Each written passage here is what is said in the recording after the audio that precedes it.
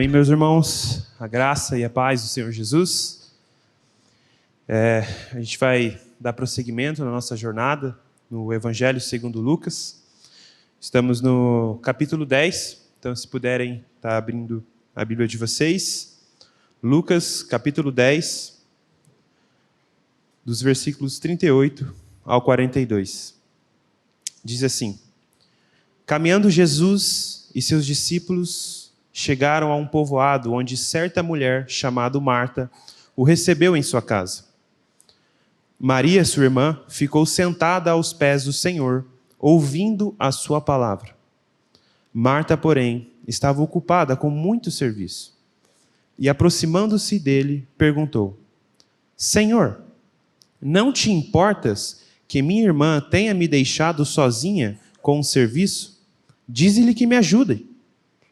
Respondeu o Senhor: Marta, Marta, você está preocupada e inquieta com muitas coisas. Todavia, apenas uma é necessária. Maria escolheu a boa parte e esta não lhe será tirada. Amém. Bom, então, dando prosseguimento, após ali o embate de Jesus com os peritos da lei, sobre quem era o próximo, acerca da misericórdia, a passagem conhecida ali do bom samaritano, onde o nosso irmão Bruno expôs na semana passada. Agora o texto vai dizer que Jesus e os seus discípulos seguiram, caminhando, onde eles chegaram a um povoado.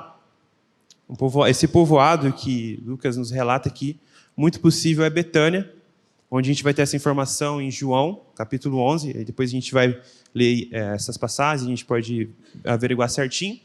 Mas era onde ficava localizado esse povoado e também a casa ali de Marta e Maria e também do seu irmão Lázaro. Para quem não conhece, essa é uma das passagens onde essa família é relatada nos evangelhos. Elas não somente aparecem aqui, mas a Maria, que é uma das personagens aqui do relato, ela é a mesma Maria que quebra a fragrância nos pés do Senhor, depois enxuga com o seu cabelo. Elas são também a irmã de Lázaro, que posteriormente haveria de falecer e seria ressuscitado pelo Senhor, para que a glória do Filho de Deus se manifestasse. Então, são personagens já um pouco conhecidos ali. E um detalhe que eu acho bem importante a gente observar nessa passagem, e principalmente sobre Marta e Maria, é que eles eram uma família amada por Jesus. Jesus amava essas duas mulheres, e também o seu irmão Lázaro, a ponto que, quando ele falece, a gente tem um único registro na Escritura onde Jesus chorou. Quando ele soube da notícia e viu seu amigo Lázaro, que ele tinha falecido, embora como Deus encarnado, ele se compadeceu e chorou. Era uma família muito amada pelo Senhor.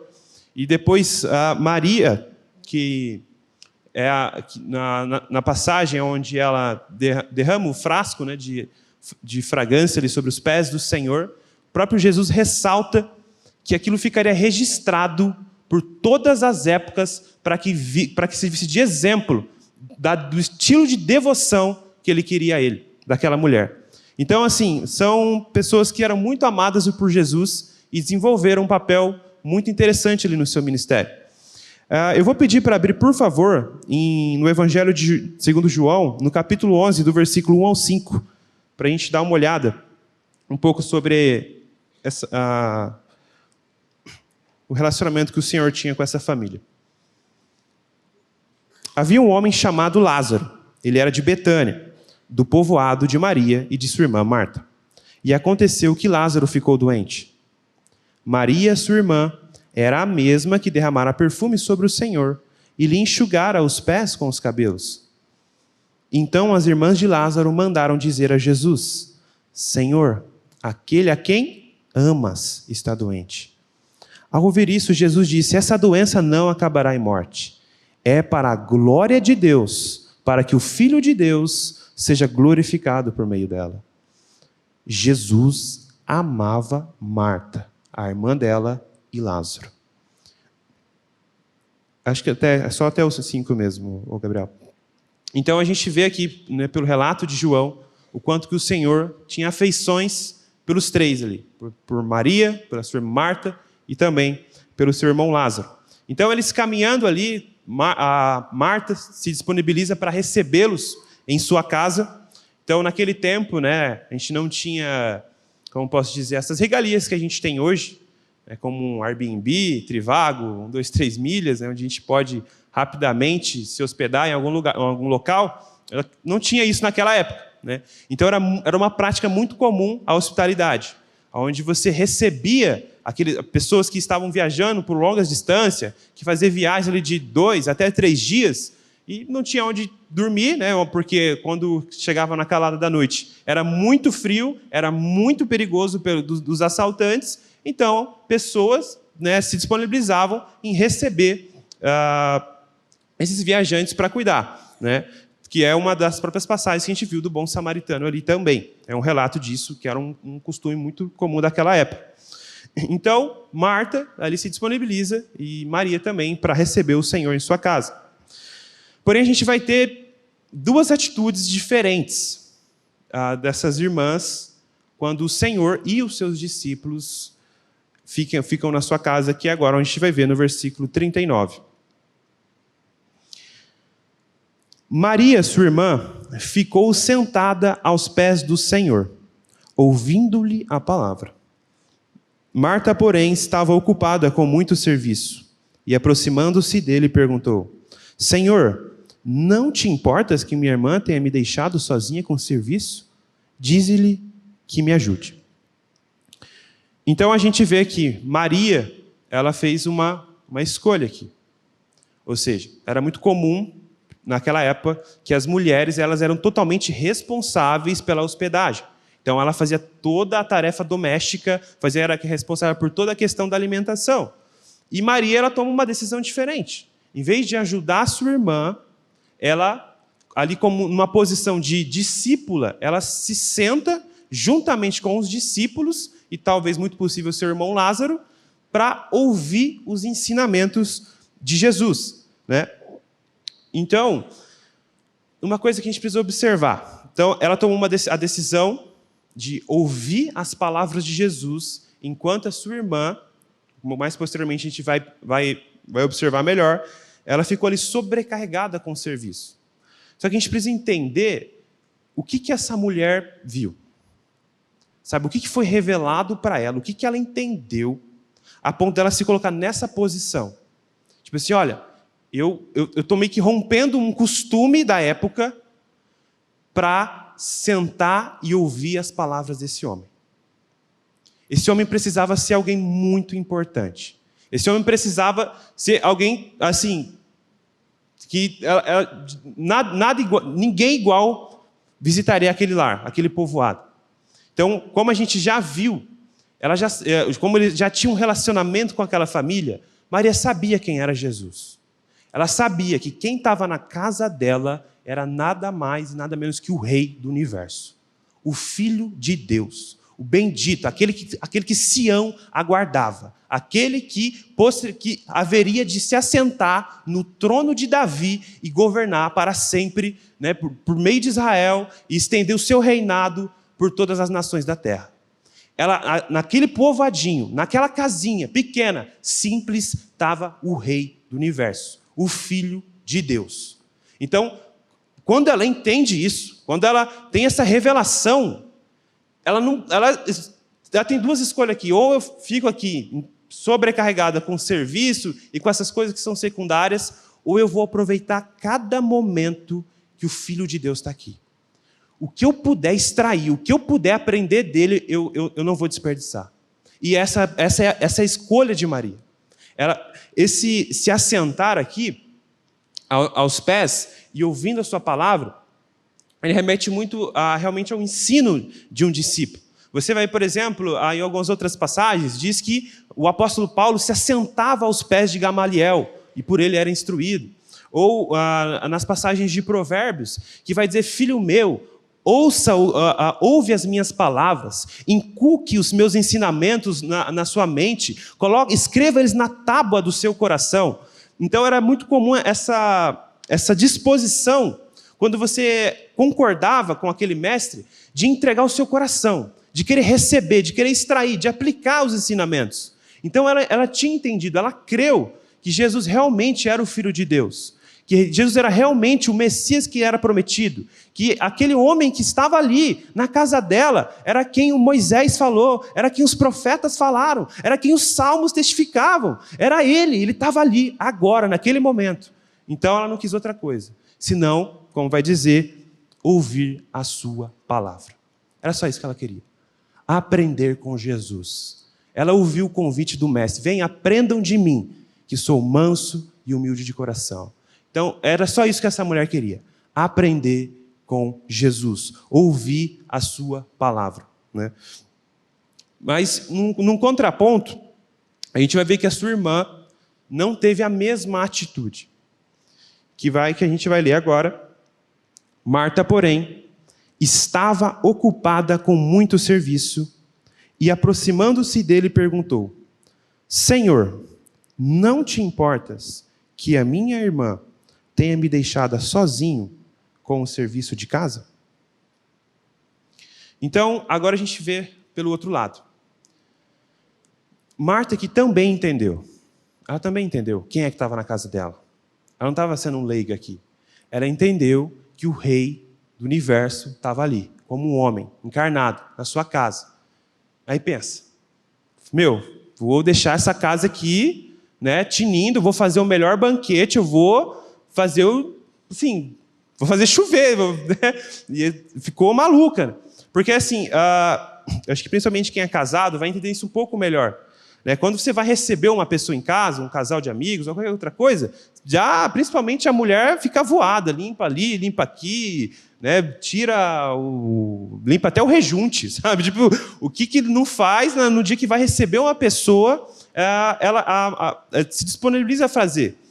Né? Só que agora aqui, então, colocando-se no lugar de Marta, ela pensa, eu vou receber a Cristo. Eu vou receber o Cristo, o Messias. Eu vou fazer tudo de melhor. Eu vou me dedicar, eu vou fazer um banquete. Só que tal? Se duas pessoas, citando um caso que, por exemplo, você for receber um casal, já dá trabalho, ela não estava recebendo só Jesus. Ela estava recebendo os 13, Jesus e os seus discípulos. Era muita gente. Né? Imagina, 13 pessoas numa casinha, num povoadinho, era um barraquinho. Né? Então, eu falei, vou fazer um milagre aqui, vou fazer uma mágica. Né? Então, o que aconteceu com isso? O coração dela ficou sobrecarregado. Não é que ela desprezou que Jesus estava ali, não é que ela não estava fazendo um pouco caso, o problema é que ela acabou, né, deixando isso entrar no seu coração. Como o texto vai dizer, Marta, porém, estava ocupado com muito serviço. Então ela se ocupou. Então, enquanto Jesus estava ali ensinando acerca do reino de Deus, Marta estava ocupada limpando, preparando o banquete, fazendo as coisas, fazendo a casa. E, consequentemente, perdendo o que de fato importa, que é como a gente vai ver mais para frente. Né? Então, só que uma das coisas que é interessante a gente observar é que a indagação de Marta para o Senhor, ela não é no sentido de uma justiça própria, coisa do tipo. É porque era comum mesmo que a mulher fosse responsável pela hospedagem. Então, ela entendia que a maneira de servir a Jesus e os seus discípulos era fazendo isso. E vendo então ela sobrecarregada para servir os 13 e a irmã dela ali sentada, por isso que ela chega para o Senhor, Senhor, né, como vai dizer, Senhor, não te importas que minha irmã tenha me deixado sozinha com o serviço? Tipo assim, eu estou sozinha aqui, eu estou tendo que fazer todas as coisas sozinha, e minha irmã está ali, bonitona, sentada. Né? E ele vai dizer, diz-lhe que me ajude. Então ela acabou ficando, seu coração sobrecarregado com toda essa situação. E agora aqui, a gente tem a melhor parte da passagem, que é a resposta do Senhor. Sempre cirúrgico, sempre objetivo, sabe lidar com... assim, eu fico impressionado assim. Realmente, esse homem que é relatado aqui, ele só pode ser o Filho de Deus. Porque é de uma sabedoria, como ele sabe responder cada um. Como literalmente parece que com quem ele fala, ele conhece o coração. Sabe? Tipo, quem não conhece a história e não sabe que esse homem é Filho de Deus, cara, é impressionante como parece que ele conhece cada pessoa que ele fala. Parece que ele conhece o coração, parece que ele conhece a mente. Né? Por isso a gente sabe porque ele é o Filho de Deus. Né? Mas vamos lá. Nos versículos 41 e 42, Jesus vai dar a sua resposta a Marta, já que ela pediu para ele. Né? E ele vai dizer, Marta, Marta, você está preocupada e inquieta com muitas coisas. Todavia, apenas uma é necessária. Maria escolheu a boa parte, e esta não lhe será tirada. Bom, aqui Jesus desmonta Marta. Desmonta. Aqui é com certeza que ela ficou desmontada. Porque eu imagino assim, contextualmente pensando, né, que ela realmente ficou ali, né, a palavra que vai dizer muito serviço, ela tem um tom no sentido de dizer arrastando-se para um lado e para o outro. Ela estava tipo assim, maluca, né, doidona ali, um para o lado, mexia aqui, fazendo um monte de coisa ao mesmo tempo, né? Então, vendo a sua irmã daquela forma, e Jesus agora responde assim: Marta, Marta. Quando na Escritura a gente vê o nome ser por repetidas vezes, 2 ou 3 vezes, quem está pronunciando quer chamar uma atenção aqui. Aqui, presta atenção no que eu vou dizer. O chamado e a conversa agora aqui é pessoal, é individual, é para você isso aqui. Então, além de agora convidar Marta a observar o que ele vai, o parecer dele, né? A gente vê também esse Marta, Marta aqui, o tom de Jesus, a intenção dele não é, posso dizer, grossa. Ela não é uma tonalidade rude, né, dizendo tipo assim, Marta, Marta, presta atenção, eu estou aqui, vem me escutar. Não é nada disso.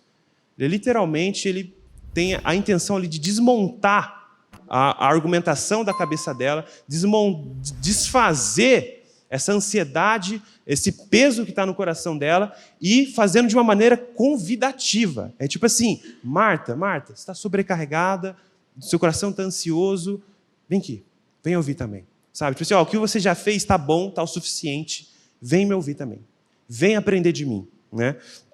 Então ele tá sendo bem pessoal aqui com ela, justamente para transmitir essa mensagem para Marta. Né?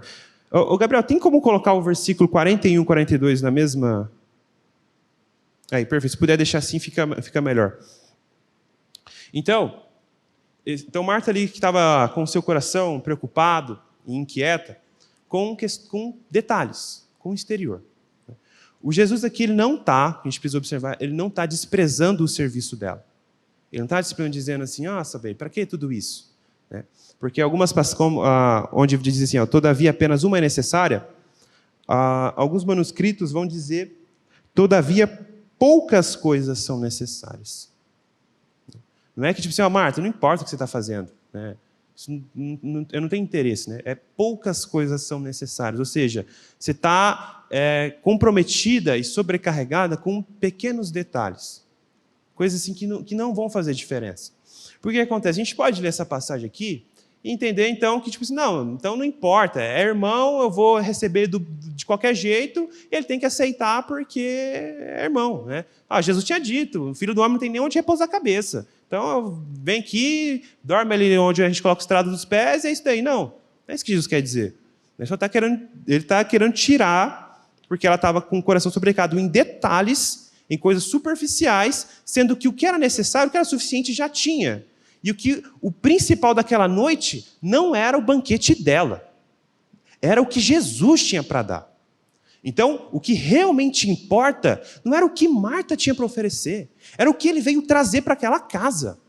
O Filho de Deus estava lá, ele veio trazer salvação, ele veio trazer as boas novas, ele veio ensinar acerca do reino de Deus.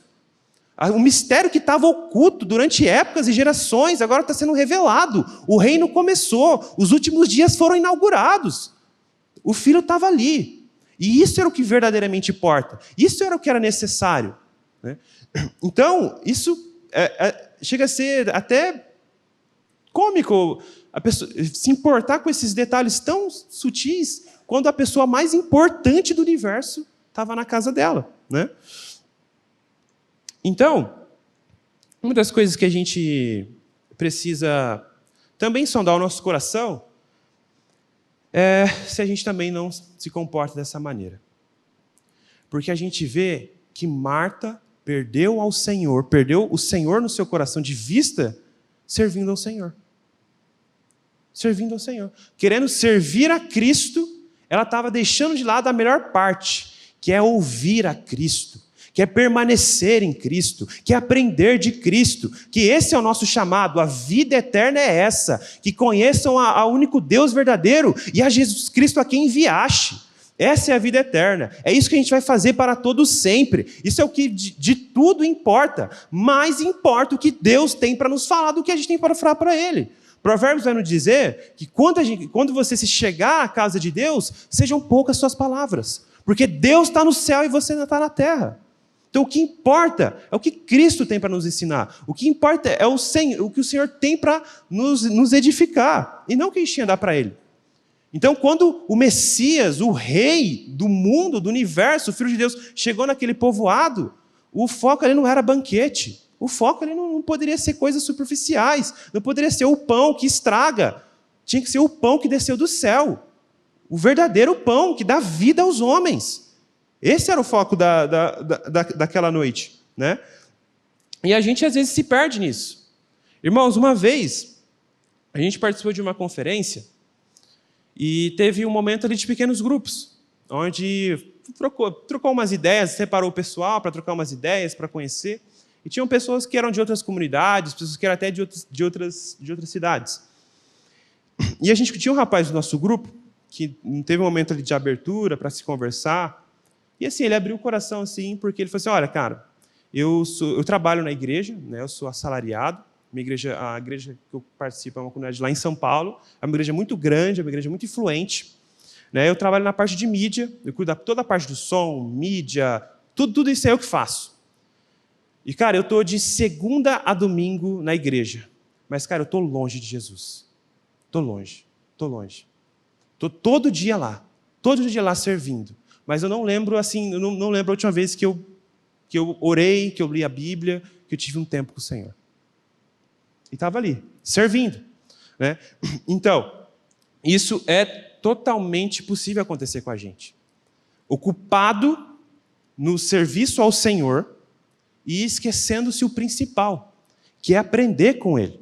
E claro, a gente vai explicar isso um pouco melhor, não está remetendo de que estar com Jesus é mais importante do que servir, do que trabalhar, porque na passagem do bom samaritano, ele acabou de ressaltar que estar em Jesus é servir, é agir de misericórdia, é trabalhar. Não é que, beleza, eu vou virar um monge e vou ficar lá o resto da minha vida contemplando e adorando. Não é isso, né? Mas aqui, muitas das vezes, a gente se perde na obra, cansado da obra. A obra começa a se tornar um peso, a cruz começa a ficar pesada, a gente começa a viver uma vida cristã cambaleando.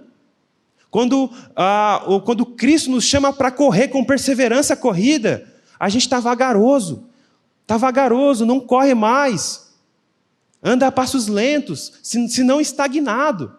Mas por quê? Por falta de comunhão com o Deus da obra. Porque é em Cristo Jesus que a nossa esperança é renovada, que o nosso coração é fortalecido. É em Cristo Jesus que a gente encontra forças para militar contra as hostes das trevas. É em Cristo Jesus que a gente é fortalecido. Lembra das palavras do Senhor? Sem mim nada podeis fazer, portanto, permaneçam em mim. Ou seja, se não permanecermos nele, não tem fruto, não tem serviço qualificado, o serviço se torna inútil, o Senhor não se agrada desse serviço. Então é indispensável para a caminhada cristã, para a nossa peregrinação aqui, o tempo com o Senhor. Porque no tempo com o Senhor, aprendendo, ouvindo da sua palavra, que então a gente vai discernir a sua vontade. Assim a gente vai poder aprender a viver de maneira justa e piedosa nesse mundo, passando tempo com o Senhor.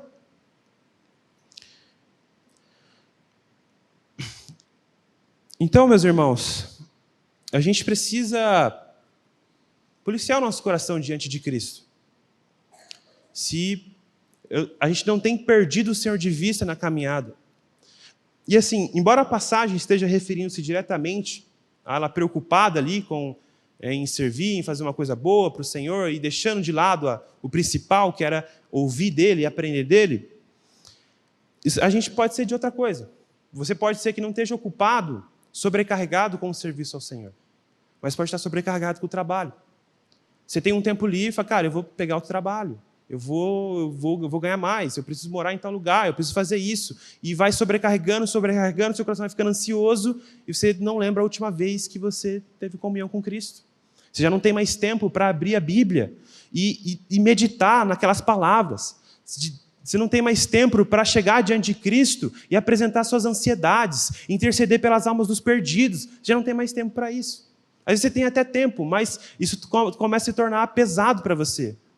Porque você está desnutrido espiritualmente. Você deixou de se alimentar. Porque lembra-se das palavras do Senhor. Nem só de pão viverá o homem, mas de toda a palavra que sai da boca de Deus.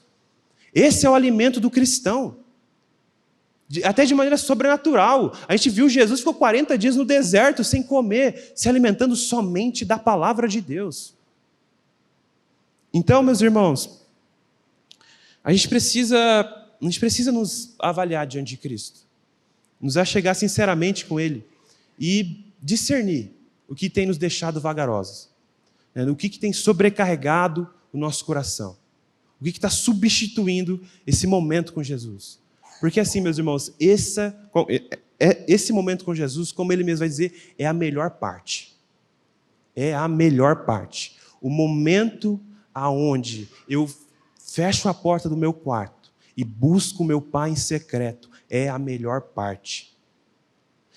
Quem foi verdadeiramente regenerado, quem verdadeiramente foi feito uma nova criatura, só tem um anseio, que é dar glória a Deus, que é estar com Deus e com o seu Cristo, porque é isso que a gente vai fazer por toda a eternidade. Tem prazer nisso. O salmista vai dizer, depois de Asaf, né? Depois de um embate ali com inveja do ímpio, porque ele prospera e o justo não, então ele vai dizer então que o Senhor, né, abriu os seus olhos no santuário. E então ele compreendeu o destino dos ímpios, e aí depois ele termina uma confissão maravilhosa dizendo, certamente Deus é bom para Israel. Certamente Deus é bom para Israel. O que tenho na terra, ó Deus, o que tenho no céu, ó Deus, senão a Ti?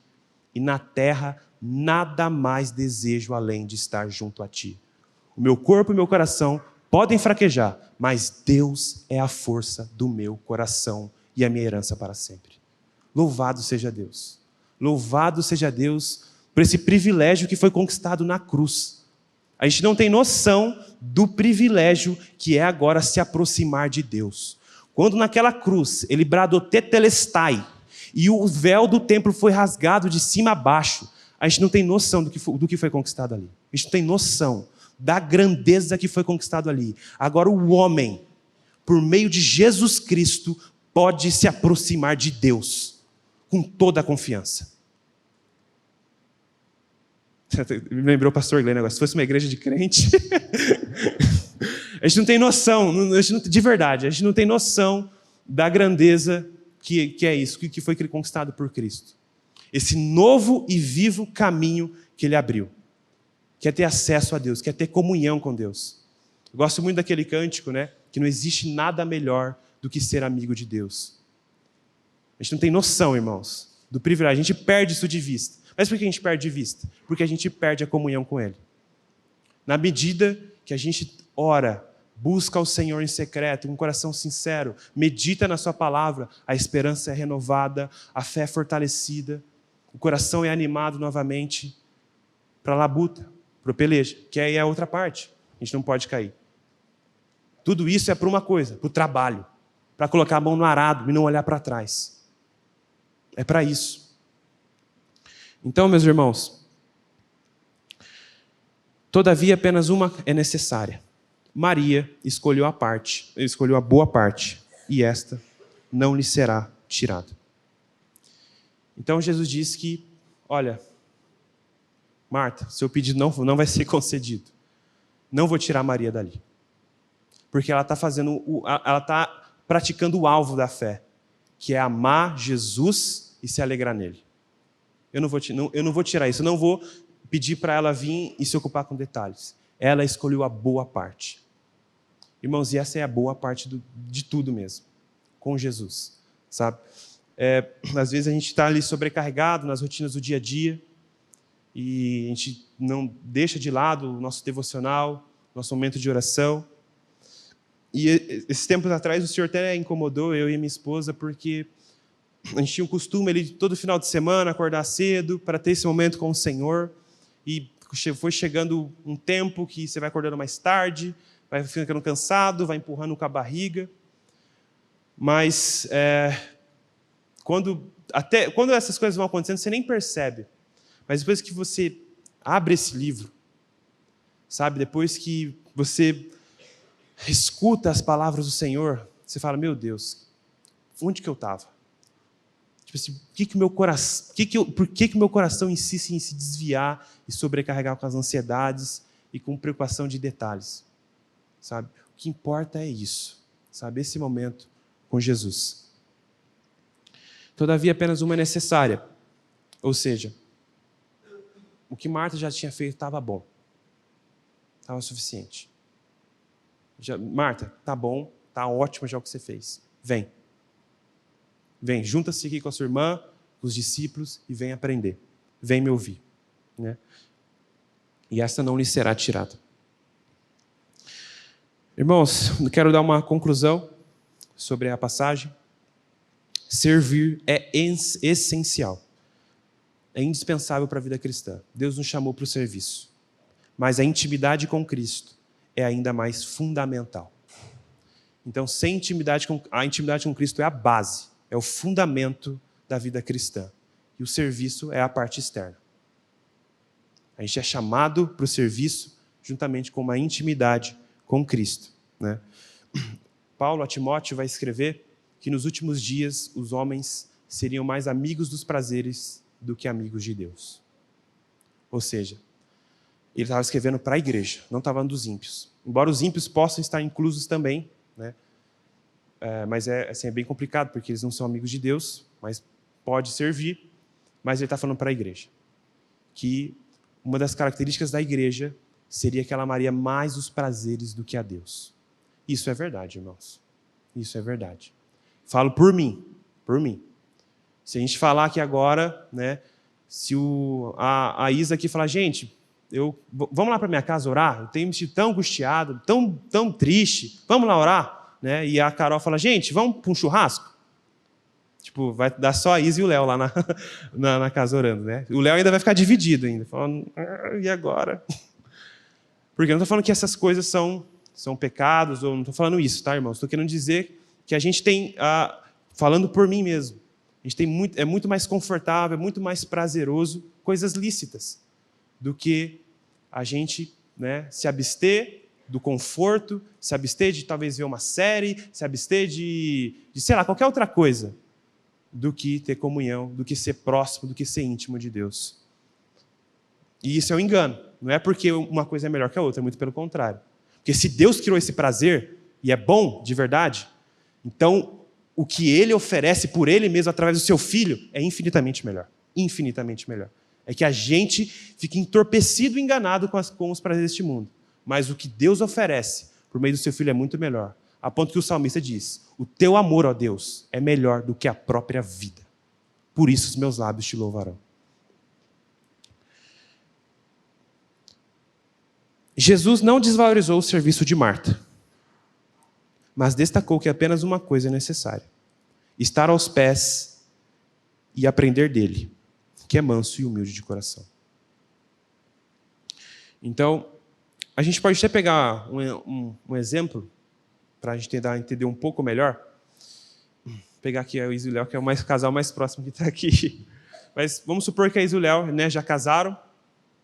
E aí a Isa, todo dia, ela acorda cedo, vai lá, passa a roupa do Léo, faz o café da manhã que o Léo mais gosta, faz assim, de tudo de bom e do melhor, né?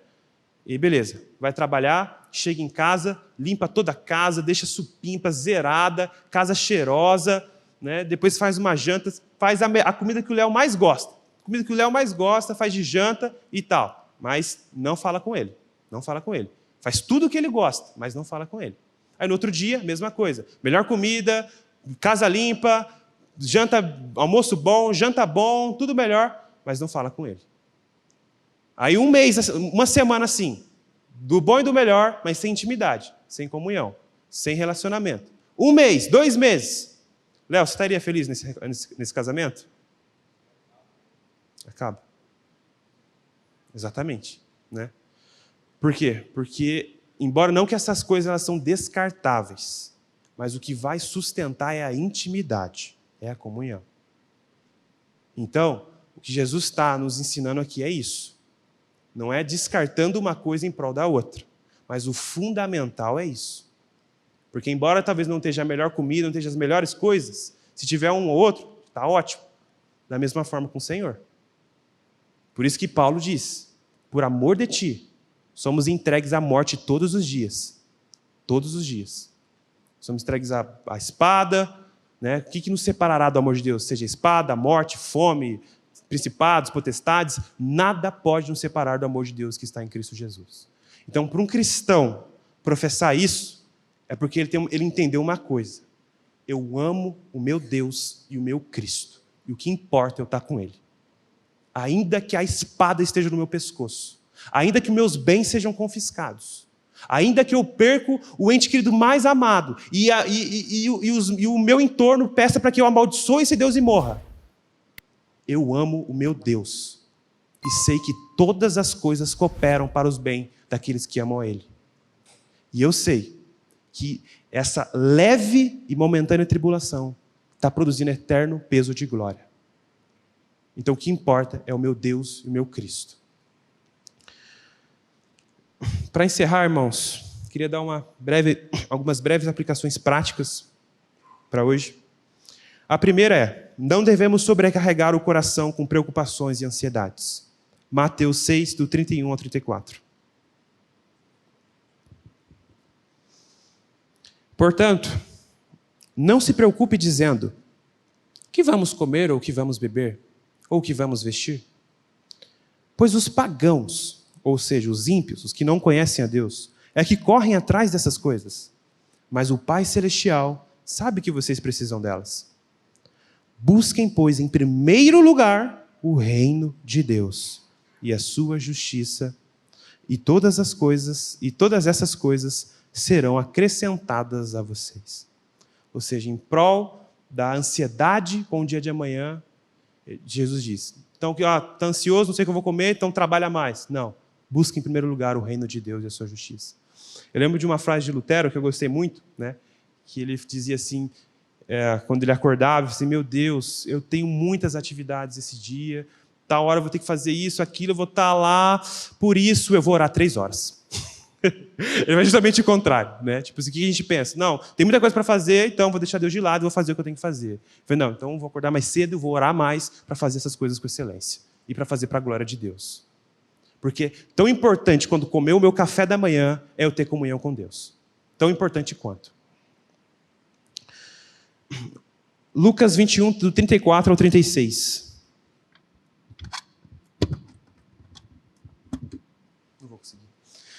Tenham cuidado para não sobrecarregar o coração de vocês de libertinagem, bebedeira e ansiedades da vida.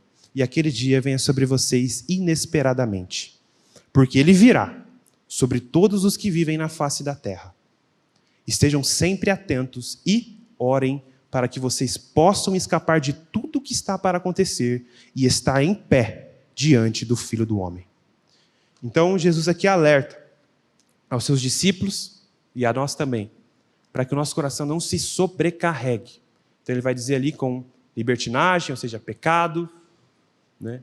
Ou também ansiedades da vida. Coisas lícitas. Nada pecaminoso aqui, né? Mas o que ele diz? A ansiedade. Não confiar no Senhor. E aquele dia nos surpreenda. Referindo-se ao dia do Senhor, né? Porque o próprio Jesus ele vai contar a parábola de que o rei fez um grande banquete, chamou os seus servos. E uns diziam, né? Não vou poder ir porque eu tenho um campo, não vou poder ir porque eu casei. Ou também a outra passagem onde ele vai dizer que o dia do Filho do Homem seria semelhante aos dias de Noé. Comiam, bebiam, casavam-se e davam-se em casamento. Não tem nada de pecado aqui. Mas por que Jesus está dizendo, como assim? Ou seja, eles faziam coisas lícitas, a vida diária, mas alheios a Deus. Deus e o cachorro da rua era a mesma coisa. Não consideram a Deus. Fazem tudo para si mesmo. Deus não faz parte dos seus planos. Então a gente precisa policiar o nosso coração, para que o nosso coração também não se sobrecarregue com essas ansiedades e perca de vista o alvo da nossa fé, que é a comunhão com Cristo. A outra aplicação é: o serviço ao Senhor não deve nos fazer negligenciar a nossa comunhão e devoção ao Senhor. Apocalipse 2, versículo 1 ao 5.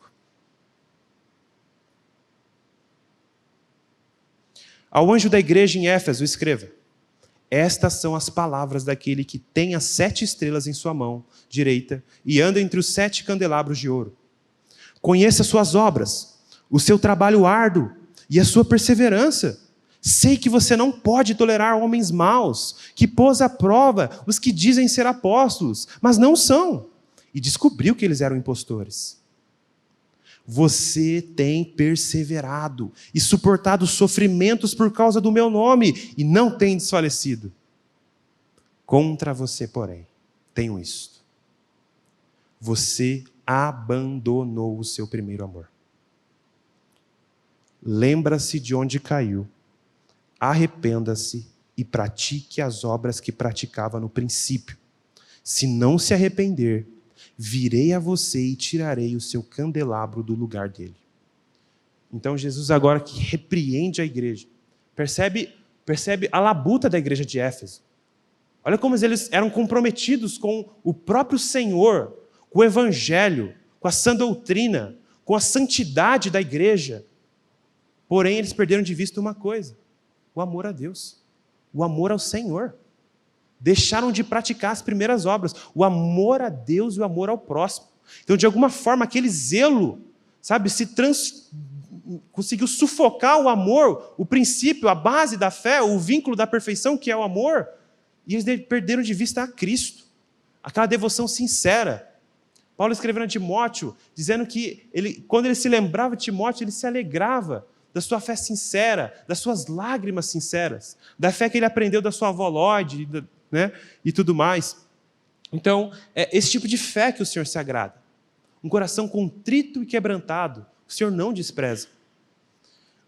Então, meus irmãos, essa é uma das coisas que a gente precisa se policiar, né? Às vezes estão comprometidos com a obra, com as coisas de Deus, e não temos mais comunhão com o próprio Deus. Eu mesmo, assim, na hora de preparar o estudo, lendo um monte de coisa e tal, sem orar. Falei, nossa, cara, meu Deus. Tipo assim, automático, assim, essa capacidade que a gente tem de se perder. Assim, literalmente, assim, coisas boas, coisas lícitas, sérias e certas, mas perdendo de vista, primeiro eu preciso ministrar isso para o meu coração. Primeiro Jesus precisa trabalhar isso comigo. E depois eu posso, com que Deus me dê graça, ajudar meus irmãos. E a outra, eu acho que para mim é a principal. Separe um tempo para estar aos pés de Cristo. Êxodo 33, do 7 ao 11. Moisés costumava montar uma tenda do lado de fora do acampamento. Ele a chamava de tenda do encontro. Quem quisesse consultar o Senhor ia à tenda fora do acampamento. Sempre que Moisés ia até lá, todo o povo se levantava e ficava em pé à entrada de suas tendas, observando-o até que ele entrasse na tenda. Assim que Moisés entrava, a coluna de nuvem descia e ficava à entrada da tenda, enquanto o Senhor falava com Moisés. Quando o povo via a coluna de nuvem parada à entrada da tenda, todos prestavam adoração em pé, cada qual na entrada da sua própria tenda. O Senhor falava com Moisés face a face, como quem fala com seu amigo. Depois Moisés voltava ao acampamento, mas Josué, filho de Num, que lhe servia como auxiliar, não se afastava da tenda. Olha só que maravilhoso. Então, para exemplificar essa comunhão, então Moisés, o que ele fez? Uma tenda onde ele ia se encontrar com Deus. E o texto diz que Deus falava com ele face a face, como quem fala com um amigo. E isso não está exclusivo para Moisés mais, irmãos. Porque agora o Filho de Deus adentrou esse santo lugar. E agora vive para interceder por nós. E agora nessa esperança a gente também pode se aproximar de Deus. Se aproximar diante do trono da graça e falar com Ele. Jesus vai dizer, já não chamo vocês mais de servos, porque o servo não sabe a vontade do seu Senhor, mas o chamo de amigos, porque tenho revelado tudo que o Pai tem me dito. Olha que graça maravilhosa, irmãos. Sermos chamados filhos de Deus, amigos de Deus. O que outrora não éramos inimigos. Éramos, por natureza, merecedores da ira. E Deus, por meio do seu Filho, nos reconciliou consigo mesmo. E agora nós somos amigos de Deus. Então, meus irmãos, a gente precisa, a exemplo de Moisés também, separar, assim como ele tinha a tenda onde ele se encontrava com Deus, eu preciso também me organizar nisso. Cara, essa hora aqui eu vou me encontrar com Deus. Eu vou ter comunhão com Deus. Eu vou ouvir da sua palavra. Eu vou apresentar as minhas ansiedades, eu vou apresentar os meus temores, eu vou apresentar as almas dos perdidos. Esse momento que eu vou me encontrar com Deus. Que pela manhã, seja no horário do almoço, né? Mas a gente precisa fazer isso também. Separar um momento, assim como Maria ali, para estar aos pés do Mestre e ouvir da sua palavra. A outra é, sirva a Cristo e a sua igreja com amor e dedicação. 1 Coríntios 15, versículo 58. O Senhor falava... 1 Coríntios 15, versículo 58. Portanto, meus amados irmãos, mantenham-se firmes e que nada os abale. Sejam sempre dedicados à obra do Senhor, pois vocês sabem que no Senhor o trabalho de vocês não será inútil. Então, meus irmãos, não é um apelo para uma vida contemplativa alheio ao serviço a Deus. É uma vida realmente contemplativa, adorando a Deus, o seu Cordeiro e trabalhando para Ele. Porque nele, o nosso trabalho não é em vão. Não é em vão. E assim, Jesus, Ele mesmo deu exemplo para nós, tendo comunhão com o Pai. Lucas 5, do 14 ao 16. Então Jesus lhe ordenou, não conte isso a ninguém, mas vá, mostre aos sacerdotes e ofereça... Lucas... Passa o próximo versículo, Gabriel, faz um favor, não sei se eu... Isso, é o 15, isso. Todavia as notícias a respeito dele se espalhavam ainda mais, de forma que as multidões vinham para ouvi-lo e para serem curadas de suas doenças. 16. Mas Jesus retirava-se para lugares solitários e orava. Aí aqui desmontou todo mundo. Jesus fazia isso. Jesus, né, ele, no meio das multidões, retirava momento, tirava um tempo para estar com o Pai. Jesus. Se Jesus, e assim, ele não fazia isso para ficar bonito. Não, eu vou fazer aqui porque é legal. Eu falei, não. Ele estava como um homem. Então ele retirava-se para orar, para ter comunhão com Deus. Outras passagens vai relatar que ele passava noites orando só para saber quem seriam os discípulos que o Pai queria que fosse. Então, se Jesus se retirava, tirava tempo para orar, irmãos, e a gente? E a gente, que somos maus? E para encerrar, nossa comunhão é com o Pai e com o Filho. 1 João 10. 1 João 1, do versículo 1 ao 4.